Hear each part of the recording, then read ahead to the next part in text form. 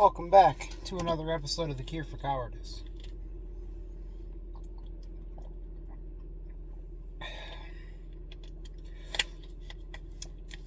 I started doing this thing a little while back called the Solomon Project. I stole the idea from Hormozy, as I've stolen a lot of things. Basically, the idea is that you have a chat with an older version of yourself. And specifically, the version of yourself who has achieved all the main things that you want to achieve. And so, the reason this is so powerful is because of the Solomon Paradox, which is basically about King Solomon from the Bible, who gave the best advice. People would come from all over the world to get advice from him on their situations, but was not taking any of his own advice. So his own life was in shambles, but he gave this fantastic advice. And it plays into, I think it's called the Solomon Paradox, which is basically that if you ask somebody to give advice and you delete all the names, but you tell them the situation that they're in, they'll give advice that would help that person get out of that situation, but will not actually take the advice themselves, even though they're the one giving it. So it's like, by having a conversation with yourself, it is you giving the advice to yourself, or rather a future version of you giving the advice to yourself, which allows you to get pretty much all of the benefits of your own advice in a way that you may actually act on. So anyway, long story short, I haven't done this in a little bit, but I got a feeling like I should today. So I went on and I asked Solomon, I said something along the lines of, I'm not moving fast enough. I feel like I'm doing a bunch of stuff, but I'm not making the type of progress I want, and I'm getting really tired.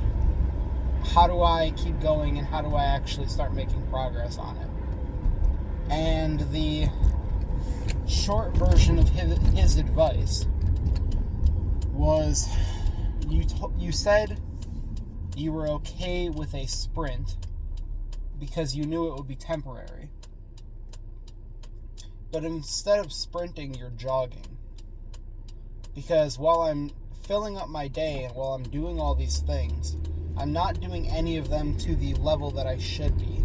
And I'm not prioritizing what I should be and being disciplined about it. And what he said was, you can either sprint for a period of time and get everything in order and start to live the life that you want, or you can jog forever. And the choice is yours. And that was really powerful for me, because anybody else in my life, had I tried to have that same conversation, they would have told me, yeah, you're tired, it's because you're doing so much. What Solomon told me, aka the future version of myself, what Solomon told me was, get some fucking sleep, and you won't be so tired all the time.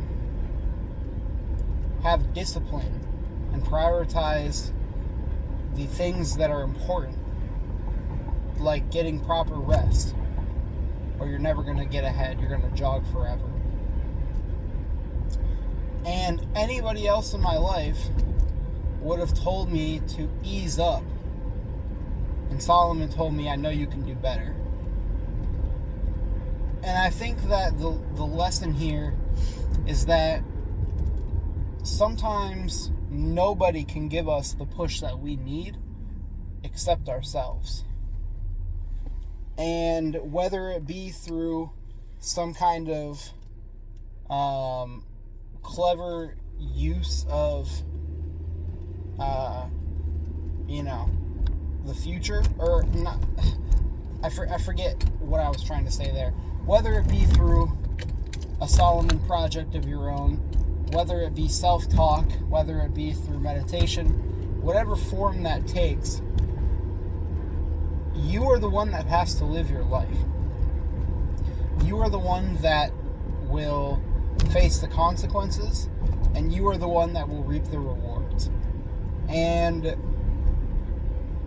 if everybody else in your life is telling you to hit the brakes,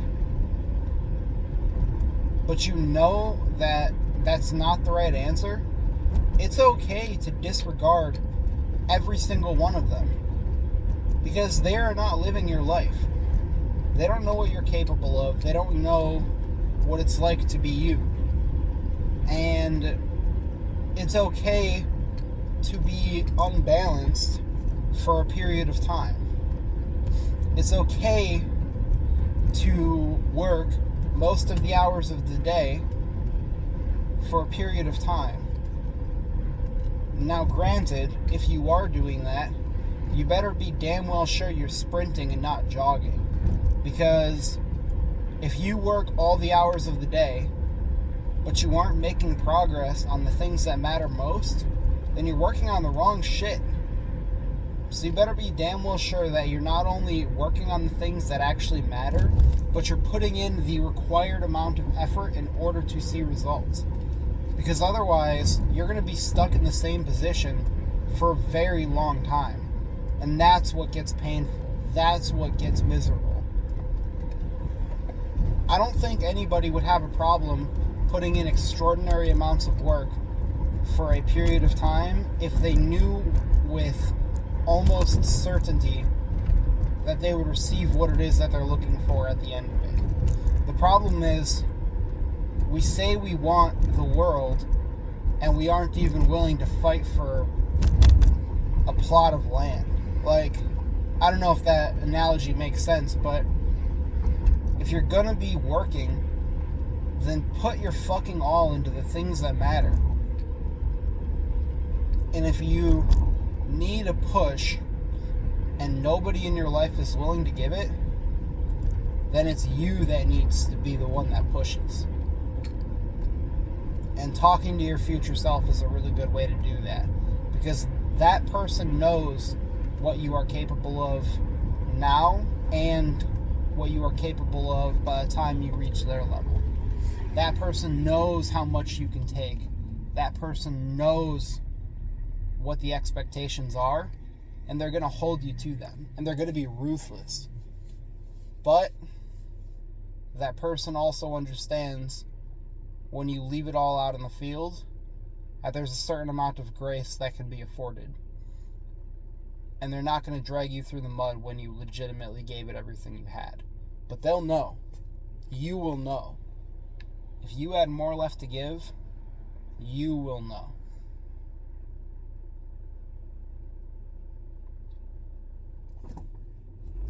So I think that's what I got for this one. If you're going to be doing an extraordinary amount of work for an extended period of time, understand that it is a sprint, not a jog.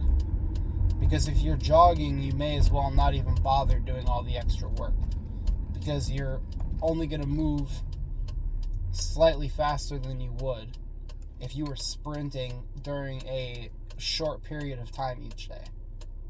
And consistency is the most important thing over all of it. So it's better to sprint as much as possible and then slow down to a jog when you absolutely have to, than it is to try and maintain a jog for fear of burning out. Because you know what happens if you burn out? You fucking take a day or two off, you get some real rest, you recharge, you eat healthy food, You fucking get proper sleep, and then in a day or two, you're ready to sprint again. And if you're not, it just means you didn't fucking rest right. You didn't allow yourself to recuperate and recharge properly. In which case, that's your own damn fault. So don't worry about burning out. Just understand that you are only doing that level of work for a limited period of time, so long as you actually show up every day and put in what is required. Because otherwise, why even bother showing up? And if you are in a point where you feel like nobody in your life has your back in the way that you need them to, and you need a push, and everybody else in your life is trying to pull, then sit down and have a conversation with yourself, have a conversation with an older version of yourself, and have a conversation with the version of yourself that has achieved what it is you're trying to achieve. Because that person knows what it takes. That person knows what you need to do. They know what you're capable of. And they have belief that you can do it. Because you did. You just haven't hit it yet. So anyways, I think that's what I got for this one. Thank you for tuning in. I'll catch y'all on the flip side.